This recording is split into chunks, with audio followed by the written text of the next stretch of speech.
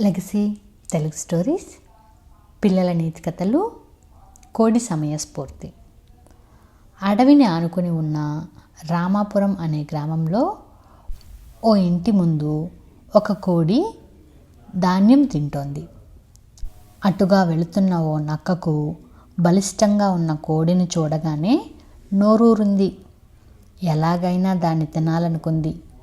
కోడి మిత్రమా, నువ్వు చాలా అందంగా ఉన్నావు.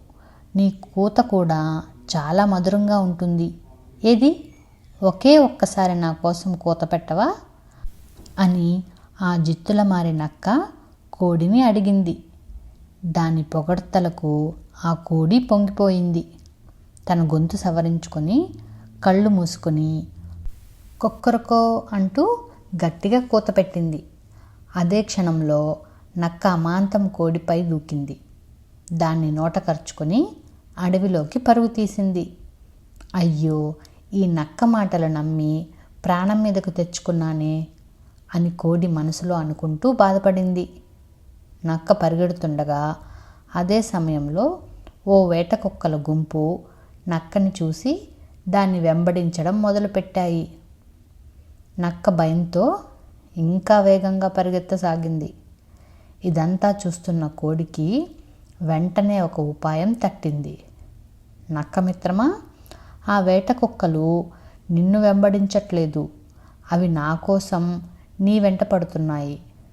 నువ్వు ఒక్క క్షణం ఆగి నన్ను నువ్వే ముందు పట్టుకున్నావు కాబట్టి నేను నీకే చెందుతాను అని వాటితో చెప్పు.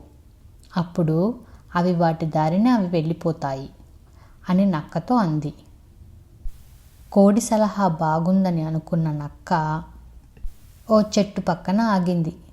వెనక్కి తిరిగి కోడి చెప్పినట్లుగా చెబుదామనుకుని నోరు తెరిచింది. అదును కోసం చూస్తున్న ఆ కోడి తప్పించుకుని పక్కనే ఉన్న చెట్టుపైకి ఎగిరి ఓ కొమ్మ పైన కూర్చుంది. వేట కుక్కలు వచ్చి నక్క మీద దాడి చేశాయి. అతి కష్టం మీద అది తప్పించుకుంది. వేట కుక్కలు వెళ్ళిపోయిన తర్వాత ఆ కోడి చెట్టు దిగి అక్కడి నుంచి వెళ్ళిపోయింది.